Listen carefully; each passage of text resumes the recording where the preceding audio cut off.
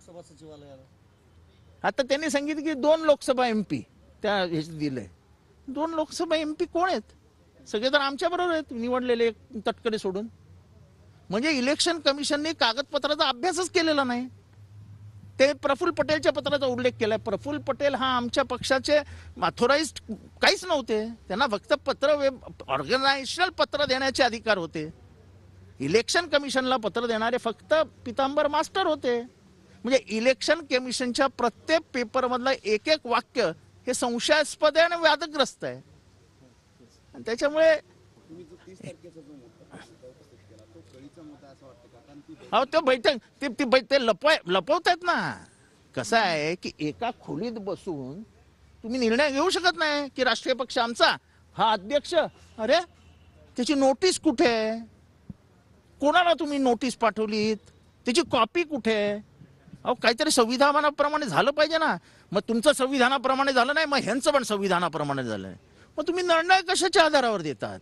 आणि लेजिस्लेटिव्ह नेचरनी निर्णय द्यायचा नाही असं सुप्रीम कोर्टाने आत्ता सांगितलंय ना, काही महिन्यांपूर्वी याच्या जजमेंटमध्ये दिलेलं आहे. ज्या दिवशी मीटिंग झाली म्हणून सांगितलं, दावा केला आहे, त्याच दिवशी सुप्रिया सुळेंना शुभेच्छाचं ट्विट केलेलं आहे कार्याध्यक्ष झाल्यावर. असं आहे की सुनील तटकरे जेव्हा म्हणतात, म्हणजे हे इलेक्शन कमिशन जेव्हा म्हणतं की 2019 पासून डिस्प्यूट आहेत, सुनील तटकरेंनी आपल्या राष्ट्रीय सरचिटणीस होण्याचं, प्रफुल्ल पटेल यांनी कार्याध्यक्ष होण्याचे आभार मानलेत ना.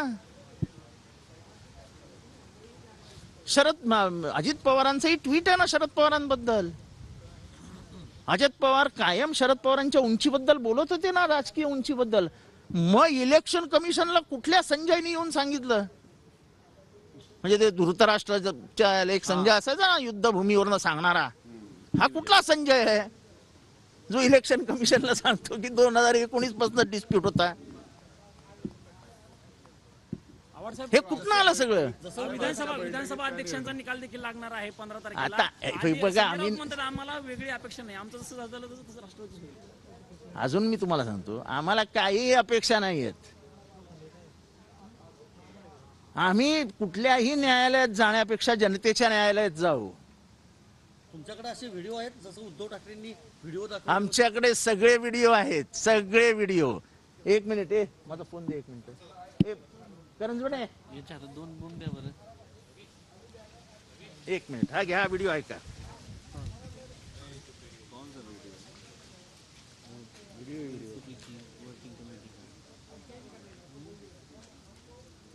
पदाधिकारी निवडीच्या बैठकीत 1 मिनिट, तुम्हाला एकच व्हिडिओ दाखवतो. 1 मिनिट भाई, मेरे को 12 बजे टॉप पर चलनी है. ज्यांच्या वडिलांनी पक्ष काढला, नितीन फोकस करो. सर असं दाखवा.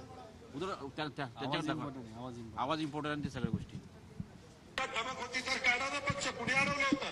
अरे ज्यांच्या वडिलांनी पक्ष काढला, ज्यांच्या वडिलांनी पक्ष वाढवला, महाराष्ट्राच्या सर्वदूरपर्यंत पोहोचवला, त्यांचाच पक्ष काढून घेतला, त्यांचं चिन्ह काढून घेतलं. हे जरी निवडणूक आयोगाने दिलेलं असलं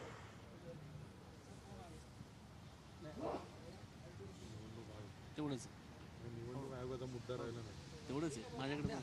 हा व्हिडिओ तर व्हायरल झालेलाच आहे. पण मी माझा प्रश्न असा होता, जसं उद्धव ठाकरेंनी पत्रकार परिषद घेऊन व्हिडिओ दाखवली, आमच्याकडे सगळे व्हिडिओ आहेत. आम्ही पत्रकार परिषद घेणार आहोत, महापत्रकार परिषद घेणार आहोत, आम्ही सगळं दाखवणार आहोत, जसं मी सुरुवातीला केलं होतं तसं. प्रश्न हा आहे की इलेक्शन कमिशननी कट करून शरद पवारांना संपवण्याचा प्रयत्न केलाय आणि याला कारणीभूत फक्त अजित पवार आणि गँग आहे.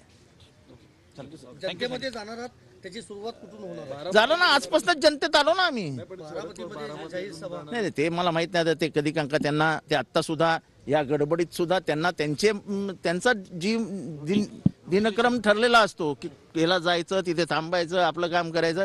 त्यांना या निर्णयाने त्यांच्या मनावर, त्यांच्या याच्यावर काही परिणाम झालेला नाही. महाराष्ट्राच्या जनतेचं मन ते ओळखतात आणि महाराष्ट्राच्या जनतेच्या मनात काय आहे हे तुम्हाला सुद्धा माहिती आहे. जितेंद्र सर, क्या आज आप लोग चुनाव आयोग